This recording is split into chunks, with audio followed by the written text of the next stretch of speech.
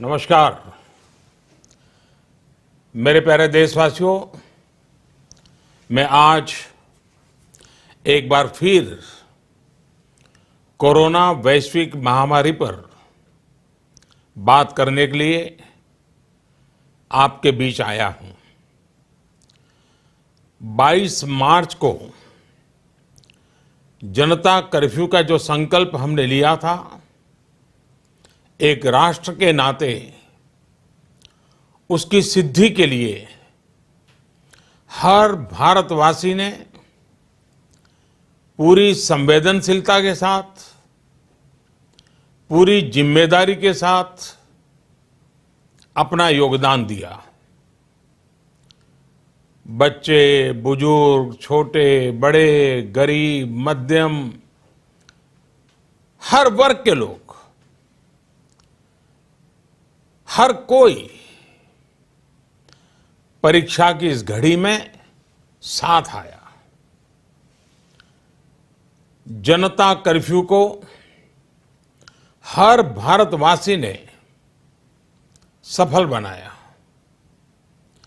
एक दिन के जनता कर्फ्यू से भारत ने दिखा दिया कि जब देश पर संकट आता है, जब मानवता पर संकट आता है, तो किस प्रकार से हम सभी भारतीय मिलकर के एकजुट होकर उसका मुकाबला करते हैं। आप सभी जनता कर्फ्यू के लिए, उसकी सफलता के लिए प्रशंसा के पात्र हैं। साथियों, आप कोरोना वैश्विक महामारी, उस पर पूरी दुनिया की स्थिति को समाचारों के माध्यम से सुन भी रहे हैं और देख भी रहे हैं। आप ये भी देख रहे हैं कि दुनिया के समर्थ से समर्थ देशों को भी कैसे इस महामारी ने बिल्कुल बेबस कर दिया है। ऐसा नहीं है कि ये देश प्रयास नहीं कर रहे हैं या उनके पास संसाधनों की कमी है, लेकिन कोरोना वायरस इतनी तेजी से फैल रहा है कि तमाम तैयारियां और प्रयासों के बावजूद इन देशों में चुनौती बढ़ती ही जा रही है। इन सभी देशों के 2 महीनों के अध्ययन से जो निष्कर्ष निकल रहा है, और एक्सपर्ट्स भी यही कह रहे हैं कि इस वैश्विक महामारी कोरोना से प्रभावी मुकाबले के लिए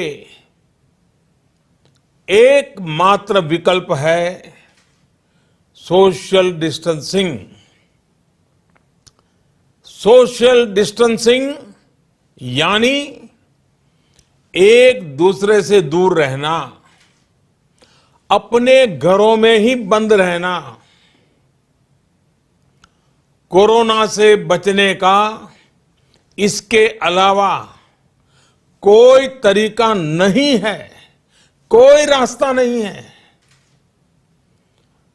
कोरोना को फैलने से रोकना है तो उसके संक्रमण की जो साइकिल है, उस साइकिल को तोड़ना ही होगा। कुछ लोग इस गलतफहमी में है कि सोशल डिस्टेंसिंग केवल मरीज के लिए, बीमार लोगों के लिए आवश्यक है। ये सोचना सही नहीं। सोशल डिस्टेंसिंग हर नागरिक के लिए है, हर परिवार के लिए है, परिवार के हर सदस्य के लिए है, प्रधानमंत्री के लिए भी है। कुछ लोगों की लापरवाही, कुछ लोगों की गलत सोच आपको, आपके बच्चों को, आपके माता पिता को, आपके परिवार को, आपके दोस्तों को और आगे चलकर के पूरे देश को बहुत बड़ी मुश्किल में झोंक देंगी। अगर ऐसी लापरवाही जारी रही तो भारत को इसकी बहुत बड़ी कीमत चुकानी पड़ सकती है। और यह कीमत कितनी चुकानी पड़ेगी, इसका अंदाजा लगाना भी मुश्किल है। साथियों, पिछले 2 दिनों से देश के अनेक भागों में लॉकडाउन कर दिया गया है। राज्य सरकार के इन प्रयासों को बहुत गंभीरता से लेना चाहिए। हेल्थ सेक्टर के एक्सपर्ट्स और अन्य देशों के अनुभवों को ध्यान में रखते हुए देश आज एक महत्वपूर्ण निर्णय करने जा रहा है। आज रात 12 बजे से पूरे देश में, ध्यान से सुनिए, पूरे देश में आज रात 12 बजे से संपूर्ण देश में संपूर्ण लॉकडाउन होने जा रहा है। हिंदुस्तान को बचाने के लिए, हिंदुस्तान के हर नागरिक को बचाने के लिए, आपको बचाने के लिए, आपके परिवार को बचाने के लिए आज रात 12 बजे से घरों से बाहर निकलने पर पूरी तरह पाबंदी लगाई जा रही है। देश के हर राज्य को, हर केंद्र शासित प्रदेश को, हर जिले, हर गांव, हर कस्बे, हर गली मोहल्ले को अब लॉकडाउन किया जा रहा है। ये एक तरह से कर्फ्यू ही है। जनता कर्फ्यू से भी कुछ कदम आगे की बात। जनता कर्फ्यू से जरा ज्यादा सख्त। कोरोना महामारी के खिलाफ निर्णायक लड़ाई के लिए ये कदम अब बहुत आवश्यक है। निश्चित तौर पर इन लॉकडाउन की एक आर्थिक कीमत देश को उठानी पड़ेगी, लेकिन एक एक भारतीय के जीवन को बचाना, आपके जीवन को बचाना, आपके परिवार को बचाना, इस समय मेरी, भारत सरकार की, देश की हर राज्य सरकार की, हर स्थानीय निकाय की सबसे बड़ी प्राथमिकता है। और इसलिए मेरी आपसे प्रार्थना है और मैं हाथ जोड़ के प्रार्थना करता हूं कि आप इस समय देश में जहां भी हैं वहीं रहे। अभी के हालात को देखते हुए देश में ये लॉकडाउन 21 दिन का होगा, 3 सप्ताह का होगा। और जब मैंने पिछली बार आपसे बात की थी तब मैंने आपसे कहा था कि मैं आपसे कुछ सप्ताह मांगने के लिए आया हूं। आने वाले 21 दिन हर नागरिक के लिए, हर परिवार के लिए बहुत ही महत्वपूर्ण है। हेल्थ एक्सपर्ट्स की माने तो कोरोना वायरस की संक्रमण साइकिल तोड़ने के लिए कम से कम 21 दिन का समय बहुत अहम है।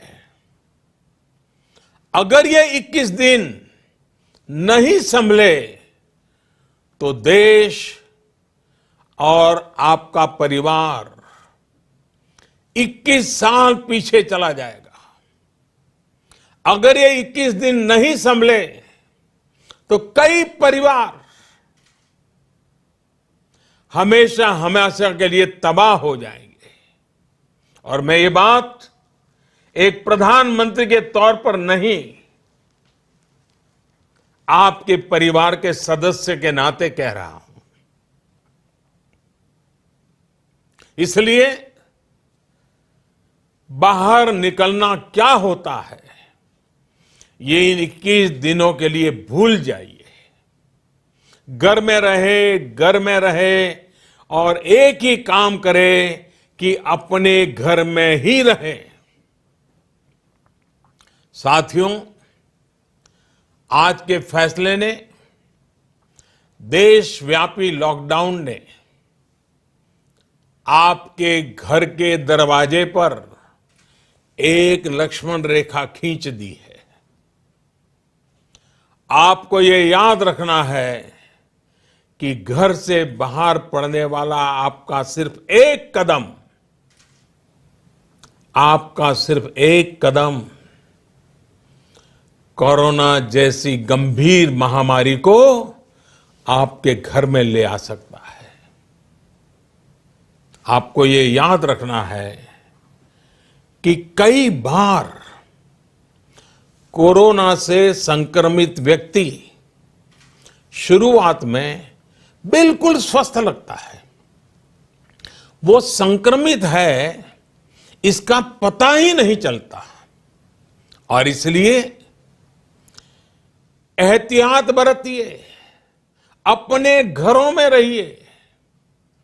वैसे जो लोग घर में हैं वो सोशल मीडिया पर नए नए तरीकों से, बहुत इनोवेटिव तरीके से इस बात को बता रहे हैं। एक बैनर जो मुझे भी पसंद आया, मैं आपको भी ये बहुत कम शब्दों में संदेश दिखाना चाहता हूं। कोरोना यानी कोई रोड पर ना निकलने। कोरोना यानी कोई रोड पर ना निकले। साथियों, एक्सपर्ट का ये भी कहना है कि आज अगर किसी व्यक्ति में कोरोना वायरस पहुंचता है तो उसके शरीर में इसके लक्षण दिखने में कई कई दिन लग जाते हैं। इस दौरान वो जाने अनजाने हर उस व्यक्ति को संक्रमित कर देता है जो उसके संपर्क में आता है। वर्ल्ड हेल्थ ऑर्गेनाइजेशन की रिपोर्ट बताती है कि इस महामारी से संक्रमित एक व्यक्ति, सुनिए, एक व्यक्ति सिर्फ हफ्ते 10 दिन में सैकड़ों लोगों तक इस बीमारी को पहुंचा सकता है। यानी ये आग की तरह तेजी से फैलता है। वर्ल्ड हेल्थ ऑर्गेनाइजेशन का ही एक और आंकड़ा बहुत महत्वपूर्ण है। साथियों, दुनिया में कोरोना वायरस से संक्रमित व्यक्तियों की संख्या को पहले 1 लाख तक पहुंचने में 67 डेज, 67 दिन लग गए थे। यानी 1 लाख तक पहुंचने में 67 दिन। उसके बाद सिर्फ 11 दिन में ही 1 लाख नए लोग संक्रमित हो गए, यानी 2 लाख हो गए। सोचिए, पहले 1 लाख लोग संक्रमित होने में 67 दिन लगे और फिर इसे 2 लाख लोगों तक पहुंचने में सिर्फ 11 दिन लगे। ये और भी भयावह है कि 2 लाख संक्रमित लोगों से 3 लाख लोगों तक ये बीमारी पहुंचने में सिर्फ 4 दिन लगे।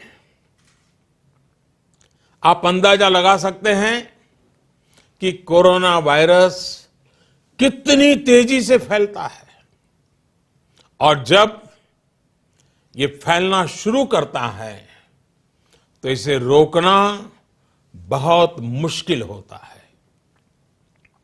साथियों, यही वजह है कि चीन, America, France, Germany, Spain, Italy, Iran जैसे अनेक देशों में जब कोरोना वायरस ने फैलना शुरू किया तो हालात बेकाबू हो गए। और ये भी याद रखिए, इटली हो या अमेरिका, इन देशों की स्वास्थ्य सेवा, उनके हॉस्पिटल, उनके यहां आधुनिक संसाधन पूरी दुनिया में बेहतरीन है। उनकी व्यवस्थाएं बेहतरीन मानी जाती हैं। बावजूद इसके ये देश कोरोना का प्रभाव कम नहीं कर पाए। सवाल ये कि इस स्थिति में उम्मीद की किरण कहां है? उपाय क्या है? विकल्प क्या है? साथियों, कोरोना से निपटने के लिए उम्मीद की किरण उन देशों से मिले अनुभव है जो कोरोना को कुछ हद तक नियंत्रित कर पाए। हफ्तों तक इन देशों के नागरिक घरों से बाहर नहीं निकले। इन देशों के नागरिकों ने 100% सरकारी निर्देशों का पालन किया और इसलिए ये कुछ देश अब इस महामारी से बाहर आने की ओर बढ़ रहे हैं। हमें भी ये मानकर चलना चाहिए कि हमारे सामने सिर्फ और सिर्फ यही एक मार्ग है, एषः पंथः।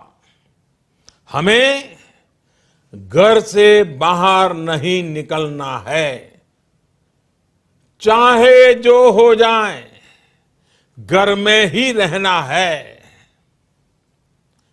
सोशल डिस्टेंसिंग प्रधानमंत्री से लेकर के गांव के छोटे से नागरिक तक सबके लिए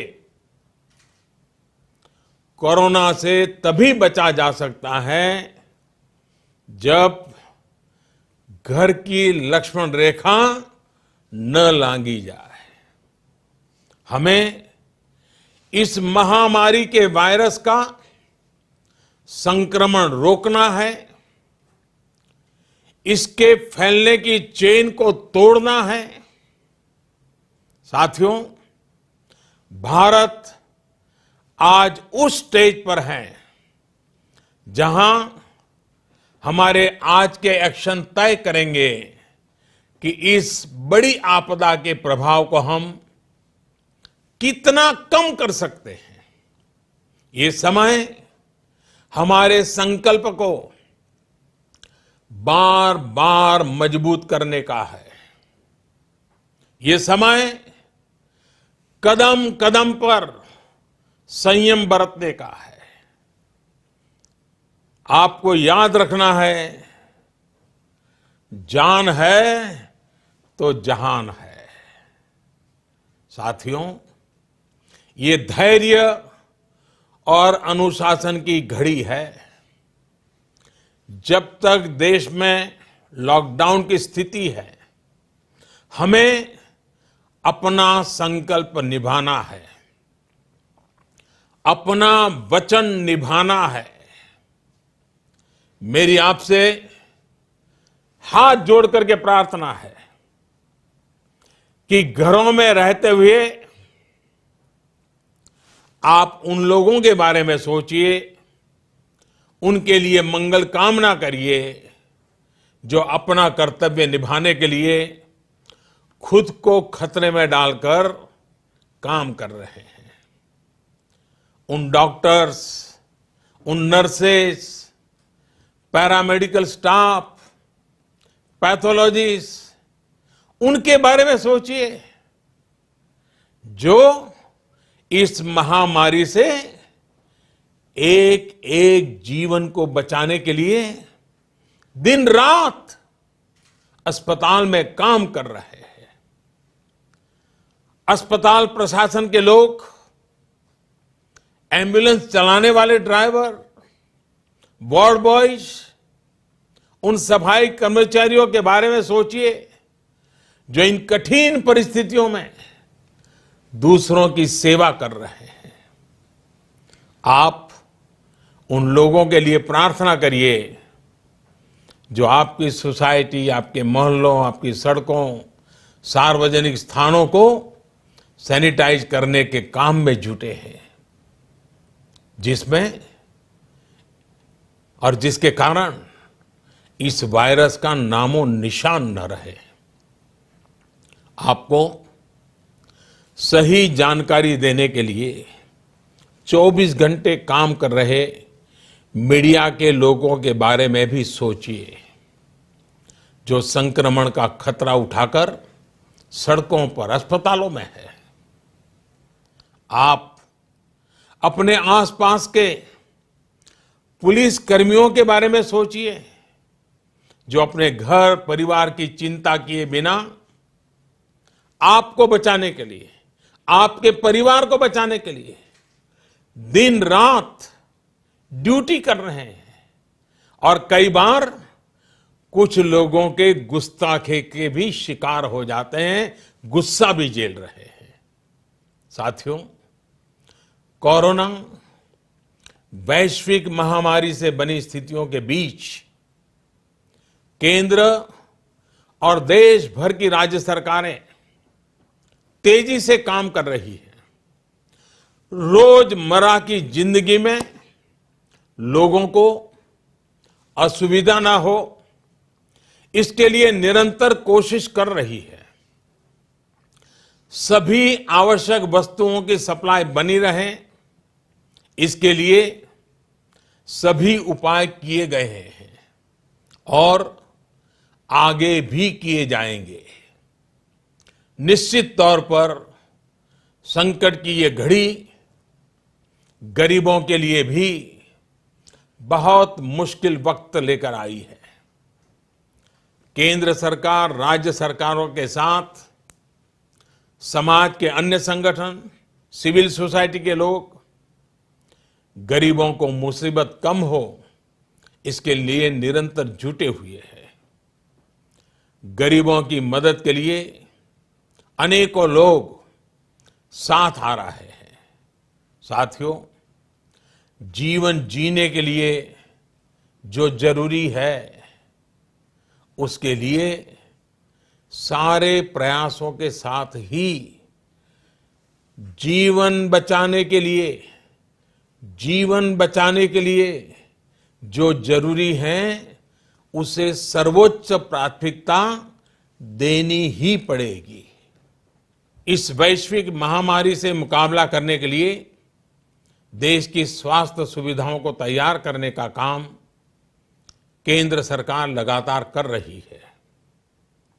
विश्व स्वास्थ्य संगठन, भारत के बड़े चिकित्सा और अनुसंधान संस्थानों तथा स्वास्थ्य विशेषज्ञों की सलाह और सुझाव पर कार्य करते हुए सरकार ने निरंतर फैसले भी लिए हैं।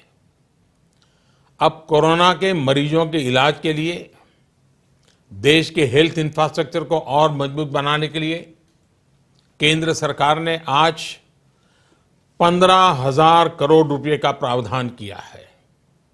इससे कोरोना से जुड़ी testing facilities, personal protective equipments, isolation beds, ICU beds, ventilators और अन्य जरूरी साधनों की संख्या तेजी से बढ़ाई जाएगी।